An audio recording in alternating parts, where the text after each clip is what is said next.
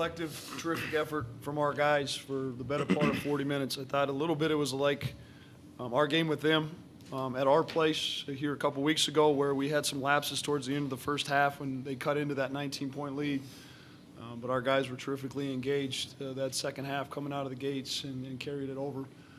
Young man to my right was outstanding. Not bad for a guy who just took over playing the point guard here just a couple years ago. He'll give credit to everybody else, which, well, he should. I'm going to bang on the 1 for 4 from the free throw line so he can be better at that tomorrow night. We're looking forward to a tremendous challenge tomorrow night. Go ahead with questions for the student athletes. What got into you, Sam? I'm sorry, Mike McFeely from the Forum in Fargo. What got into you, Sam?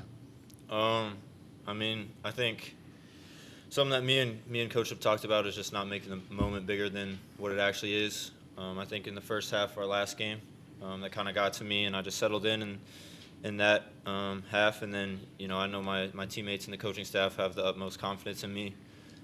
So just, you know, playing free and not thinking the game and just going out there and, like we've talked about all year, just hooping. Jacob Von Bergen from the Rabbit Rundown. You brought up how you don't want to let the moment get too big for you. You saw the atmosphere tonight for the game before you guys, where there's fourth largest attendance in Summer League history. How do you guys, you know, not let a moment like that tomorrow get to you? I think the biggest thing is just, you know, it's a basketball game. It's something that we've been doing, you know, some of us since we've been, 5 or 6 years old. And at the end of the day, like I said, that's what it is. I mean, it's going to be an awesome environment, awesome event. But like I said, at the end of the day, it's just a basketball game. It's, you know, 14 guys, and it's a collective effort. Ross Hugglin with 24/7 Sports. Grant, what were you able to do today to be, you know, effective against Lufile so strong, and what were you kind of able to get offensively? Because it's not every night that you guys get to 90.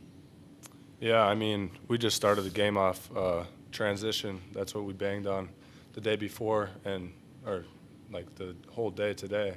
So, I mean, transition, I knew I could run down the court, get easy buckets, and my teammates pushed the ball and found me, so.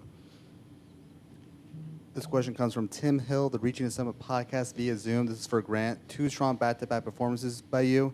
He wants to know, be honest, is it your mustache that helped your performance tonight? I mean, it's got to be. Any other questions for the student athletes? We'll take these 2 and then we'll be done.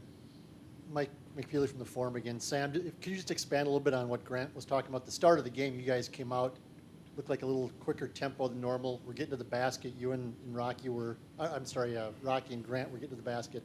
Talk about the opening start of the game. Yeah, I mean, I think the day off helps a lot, and I think we kind of saw that, especially at the beginning of the game today. You know, just having fresh legs and being able to push the ball.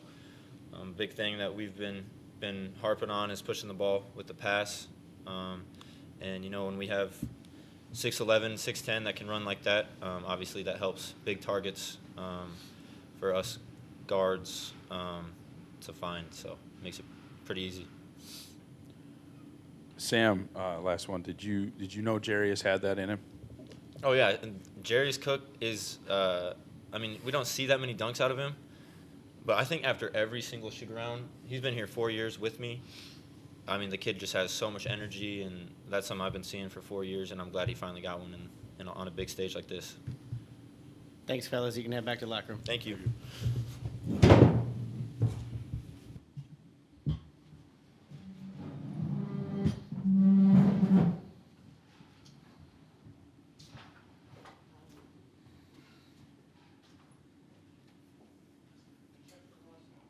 Go ahead and open up questions for Coach.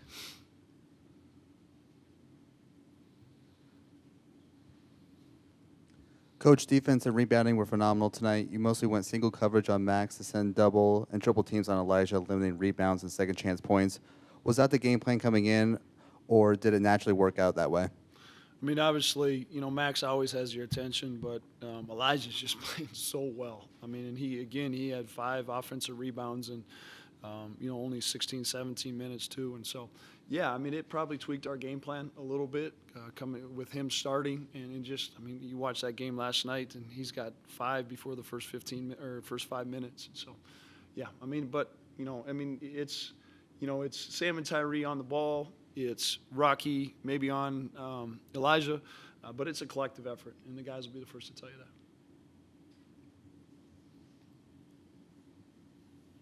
How much of defending ORU though is Max is going to get his? He's going to get some points. Is it taking care of the other guys, or is it? I mean, what's the approach? No, it hasn't been for us. He got 28 tonight, but we forced him to take 23 shots. I've had those theories before with different guys and game plans. Max can single-handedly beat you, and so we have we've had a pretty precise game plan and been fortunate that it's worked a couple times. Coach, that was not a very chippy game, very clean, if you will. Did you guys address what happened at the end of We're the here last to play game at all? basketball, Ross. That's behind us. We'll take the last question over on Zoom.